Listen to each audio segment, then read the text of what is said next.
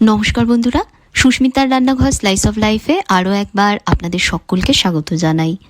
সর্ষের ঝাঁজ, কাঁচা লঙ্কার সুগন্ধ আর নরম বেলে মাছ, এই তিনের জাদু একবার যদি চেখে দেখেন বারবার বানাতে মন চাইবে। আজ বানাবো একদম ঘরোয়া স্টাইলে সর্ষে দিয়ে বেলে মাছের ঝাল, যা গরম ভাতের সঙ্গে এক কথায় অসাধারণ। চটজলদি একটা রান্না, খুবই সহজ ও সুস্বাদু রেসিপি। তাহলে দেরি না করে আসুন ঝটপট দেখে নিই আজকের রেসিপি। এর জন্য আমি এখানে 7 পিস বেলে মাছ ভালো করে জলে ধুয়ে পরিষ্কার করে নিয়েছি। এখন মাছগুলোতে একটু নুন হলুদ মাখিয়ে নেব। সেজন্য মাছের মধ্যে দিয়ে দিলাম 1 চামচ নুন আর 1/2 চামচ হলুদ গুঁড়ো। নুন হলুদ মাছের গায়ে ভালোভাবে মাখিয়ে নিচ্ছি। নুন হলুদ দিয়ে মাছগুলো ম্যারিনেট করে নেবার পর মাছের পাত্রটা আমি 10 মিনিটের জন্য একটা সাইডে রেখে দিচ্ছি। এবার একটা মিক্সার জারে নিচ্ছি 1 টেবিল চামচ কালো সর্ষে, 1 টেবিল চামচ সাদা সর্ষে। যাতে সর্ষের ঝাঁজ আর ফ্লেভারটা সুন্দরভাবে ব্যালেন্স হয়, তাই আমি এখানে 2 ধরনের সর্ষে মিশিয়ে নিচ্ছি। এর মধ্যে দিয়ে দিচ্ছি 1 টেবিল চামচ পোস্ত। যদিও পোস্ত এখানে সম্পূর্ণ অপশনাল, শুধু সর্ষে দিয়েও কিন্তু রান্নাটা করা যাবে। এর মধ্যে 2টো কাঁচা লঙ্কা আর অল্প নুন দিয়ে প্রথমে শুকনো অবস্থায় এগুলোকে বেটে নেব। শুকনো অবস্থায় বেটে নেবার পর এবার এতে অল্প জল দিয়ে এগুলোর একটা মিহি পেস্ট তৈরি করব।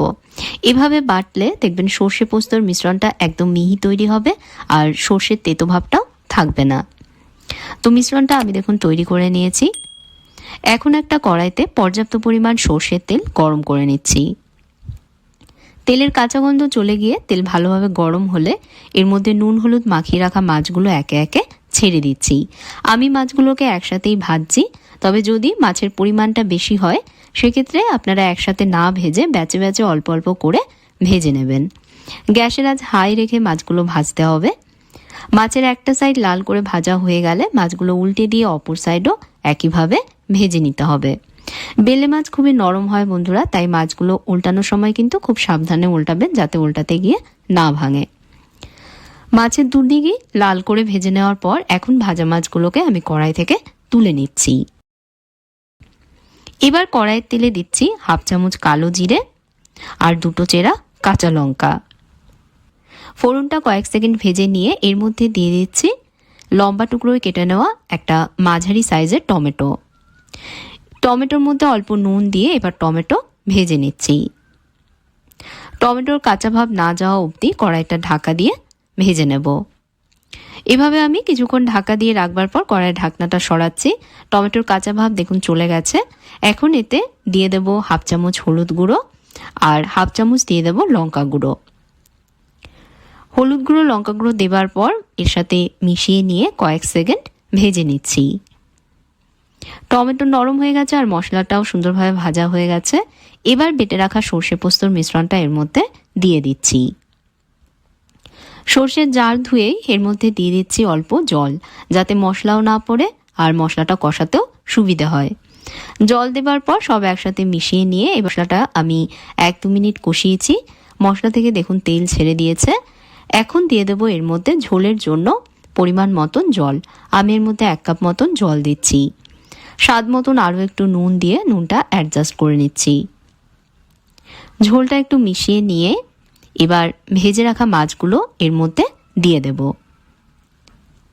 ঝোলের মধ্যে মাছগুলো ডুবিয়ে দিয়ে এর মধ্যে দিয়ে দিচ্ছি 2টো চেরা কাঁচা লঙ্কা, এতে ফ্লেভারটা সুন্দর আসবে। এবার কড়াইটা ঢেকে দিয়ে কম আঁচে ঝোল ফুটিয়ে নেব।